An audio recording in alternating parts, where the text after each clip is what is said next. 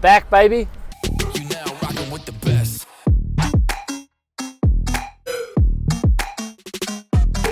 These are just raw, unfiltered chats, whether I've dealt with some shit or about to deal with some shit or heading home from the gym. Enjoy this. Comment below if you got any value out of these vlogs. Driving down a narrow road in downtown Croatia here. Oh, might lose the camera. Haven't done a car vlog in a while. Been pretty busy. Not gonna lie, I've somewhat considered it a 2-week breather. And I'm gonna pop it up on the screen, but bought this Range Rover in London, man. So cheap. It's hot today, guys. It's like Thursday mid-afternoon, like 2:30. Had a pretty busy day. Literally just finished like a 5-day road trip. Stopped quite a lot during the way. Started in the UK. I want to talk about this Rangey, man. This is out the gate. There's a couple good stories here. So number one, I've always wanted like a real sick Range Rover. I had one a while back, but it wasn't as good as this one. 2018 autobiography, Range Rover Sport, 4.4 litre V8, sexy. Went to the UK, it was about 50 there. This was the second one I looked at and I just like, was awesome. It was £15,000, so 20 or 32K. Epic car, man. Only done like 60,000 miles. 2018, nice, V8, it's sick. Anyway, bought it off this Romanian dude and I honestly thought I'd got scammed, guys. I paid him the money on a Sunday, and usually wise, the money usually goes through like straight away. I paid the money on Sunday, it hadn't gone through, so I waited out in his area. It was like 25 minutes out of London. Waited out of his area, and I'm just going for a cruise down the coastline. And the money hadn't gone through, so I had lunch, had a coffee, waited for about 3 hours. I was like, shit. So I jumped online, ChatGPT'd it, and ChatGPT had said, oh yeah, wise, payments over 10,000 can usually take like up to a day or two. So I was like, damn it. So I paid him this money. He was Romanian, so I didn't trust him. I don't know much about Romania, but this guy came across quite like a little bit dodgy. I just had to, you know when you meet someone, you just get a bit of a weird aura about them? Anyway, so I was like, oh shit, man, paid him this money. When I got a photo of his driver's license, I went to his house, got his driver's license, got his passport, had a heap of documentation. The car was like, it was all legit, had ownership papers, he'd been to Land Rover, had got service there, so I was like, okay, it's kind of cool. Anyway, went back the next Tuesday.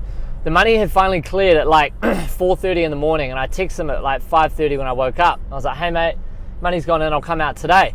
No reply. I was like, oh, I didn't really think much of it. Went to my cafe, grabbed a £9 coffee, insanely expensive London, man, never going back there, only for work. And hadn't heard back from him, and I just finished pricing this job, and I'd come to the realization, I was like, have I just been scammed? Like, have I just paid this dude and he's just not replying to my messages now? So I went on his Facebook profile and I saw, he hadn't blocked me, but I'd seen that he'd been listing another car, and that just didn't add up to what he was telling me. He told me he was selling this car because of insurance, blah, blah, blah. And I was like, he was already reselling another Tesla. But when I went to his house, he only had this car and another shitty car. And he was like, oh, I'm moving back to Romania. So I was like, oh man, this guy's scammed me big time. So I jumped in an Uber out to Essex straight away. It took about 45 minutes and I couldn't sit still. I was contemplating everything. I was like, I've just spent 32 grand on this thing. I've been ripped off, I've been scammed. So I was sweating. Anyway, we get close to his house, and as soon as we turn around the estate, and I was like, I guarantee, option A, if I had seen no car in the driveway, I was just gonna ring the police straight away. But at this stage, I didn't have insurance. And then option B, if the car was there, I was like, shit, okay, we could be good. Anyway, turn around the corner, option B, I see the car in the driveway. I'm like, mint. I go up to his front door, and I'm like, knocked on the door, and his daughter comes out. I was like, okay, this is a good sign. I was like, hey, excuse me, is daddy home? Just about the car. She's like, oh, mummy, no English. His mum comes, oh yeah, he'll be down soon. He texts me straight away, sorry mate, been busy. Sorry I didn't get back to you. I was just like, bro, 35 grand. Sorry, I'm beach time, Croatia, man. How good is this? Anyway, got the car, got the money, drove back to London, into London, mint. No insurance at this stage.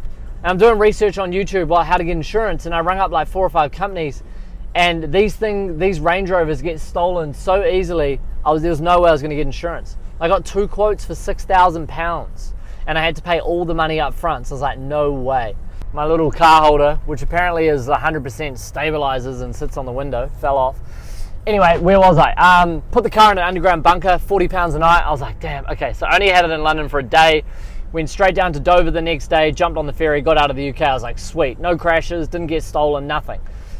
Get to Germany, end up getting insurance, 250 euros a month for third party. I was like, sweet, that'll do me for 1 month. And then yeah, the road trip was good. Now if we're gonna get into something a little bit more, road trip was good. It was real good to take some time off. Like I was only kind of doing maybe 2 hours in the morning, 2 hours at night. But what I found is it was so hard to take time off and relax. I think I'm just enjoying what I'm doing that I struggle to take time off. So I was like, fuck, like this isn't healthy. Belgium was first, went to Dunkirk, wanted to see the War Museum, played some tennis there. Belgium, the coffee shops didn't open till late, so it was a bit of a pain. Then went to Germany, stayed with my good friend Art. It was awesome to go see him. I've known him since I was like 25. We met in Perth playing tennis.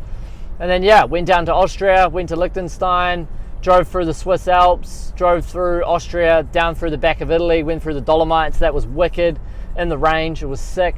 And then got to Croatia, stayed in Trieste, Italy, and got to Croatia. But just checked in yesterday, but really looking forward to bunkering down. So went back to my old gym, got a pass sorted there, did a grocery shop yesterday, got my tennis sorted, and yeah, it's going to be good. Looking forward to it. But yeah, business is going well. It's just like I've been enjoying doing the UK business. That's been sick, building it from scratch. And I was a little bit disheartened by my numbers. I thought so far we've done like 85 invoices, and I was like, oh, let's just cross check my first 4 months at Rapid QS New Zealand when I first started. And I'd done 35 jobs in 4 months. So Rapid QS UK, I've doubled it, and I was like, okay, that's pretty good. And then Australia, I think, was quite a bit slower as well. So it's interesting looking at that, but I definitely feel we're picking up momentum.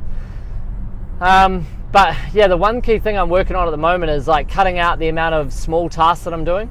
Anything under 500 bucks an hour, I'm hiring someone to do. So went on Filipino Jobs, hired a VA. And what I did in that process is I used ChatGPT and I said, I'm hiring a VA. What's the best way for me to find the best VA? Because I had so many applications. And ChatGPT pretty much spat out these questions and said, here's how you hire a good VA, get them to do the work, tell them what they can do to implement your system. So I made like a video recording on Loom of what I wanted someone to help me with, send it back to everyone, and I said, in order to be successful for this role, you have to fill out this Word doc and tell me how you can help me be successful, and you do your job really well. So I pretty much got them to tell me what they were going to do for me, which was awesome. So got this girl Lauren started, and I've just got this habit. Anything under $500 worth of tasks, she's doing. Sending out contracts, invoices, running the education stuff off GHL, Go High Level, it's like an automation app, everything. Got her logged into Xero, got her logged into my Gmail. So excited. Got an appointment setter, got him hired, someone reached out to me on IG, and I thought, I didn't need this, but since he reached out, I was like, I'm gonna hire this person. Did a couple video calls with him, made an onboarding pack today, literally about an hour ago. I'm just gonna turn around. And, but I didn't hire him, I did the initial call with him. I made a Loom video explaining what I needed done. Okay guys, that's the third time this camera holder's fallen down, so I've just swapped phones. So I made an onboarding pack for Lauren to send to Pavel, and I said, can you schedule a meeting with him on Monday, get him uploaded through GHL, the software, and how he's starting to doing outreach and being successful, which is awesome. So it's like, I want her just doing all my stuff now, and this is wicked. So I've got this appointment setter started to help me reach out and do work in the DMs, and then I've got Lauren the VA doing all my admin, and then we've obviously got a team of 12 QSs and a general management team at Rapid QS with partners. So what I'm trying to do is use my time to focus on the 1% items every day, or the needle movers as I like to call them. So every night I'm using my ChatGPT as much as I can. It knows all my goals and processes, and I'm literally just trying to, every morning I'll say, what are my 1%ers today? And I just focus on those 1% items. So that's a big play I'm really trying to do this year. Like, I'm really trying to grow this business to maybe even think bigger than 10 mil and go to 50, you know? So I feel very fortunate that I can be on the other side of the world in Croatia, do my work, have my girlfriend here with me, retired her, she can chill with me, help me with stuff. And yeah, she's helping me look at hiring a new QS, which is awesome for the UK. And yeah, it's just good fun. So I've been wanting to do this road trip for a long, long time. I've been wanting to take some time off. I've struggled with that, but I finally feel cash flow is good with businesses. There's always problems, but I'm finally getting to the point where I feel like I can take some time off and somewhat enjoy myself now. So that's fun. So I'm going to be here locked for 6 weeks. do my thing, and play a shitload of tennis, do some travel, get in a good work routine. I sorted a co-working spot today and enjoy 32 degrees.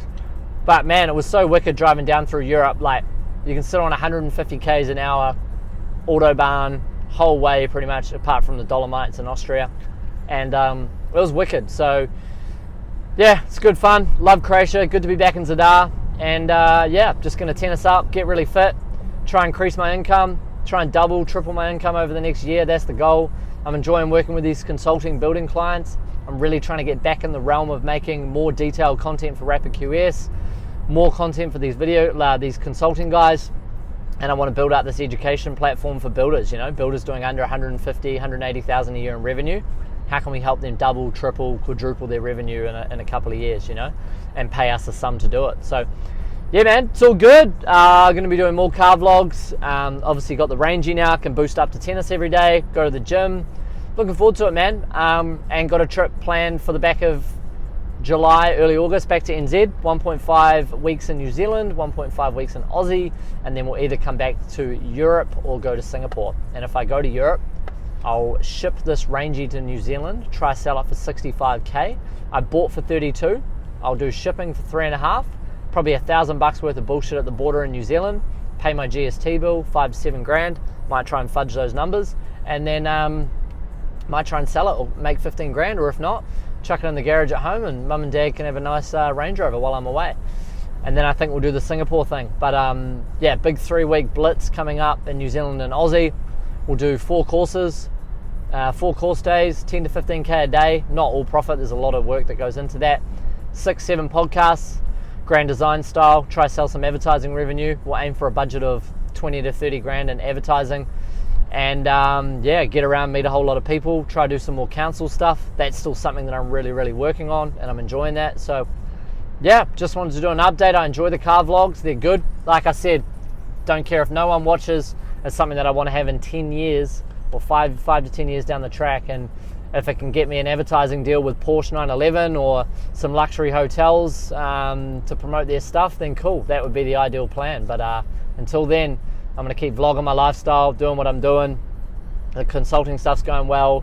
We're generating $4 million a year in revenue. I don't know if we can double that in the next 2 years. That'd be awesome, but I really want to try and turn over 10 mil and then ideally make 10 mil. So we'll keep doing what we're doing. Thanks for joining. Let me know if you guys enjoy these car vlogs. This one's a little bit of a longer one because I feel like I had a lot to talk about. I've got a lot more to talk about, as we all know. But yeah, enjoy. I'm going to enjoy the summer. Cheers.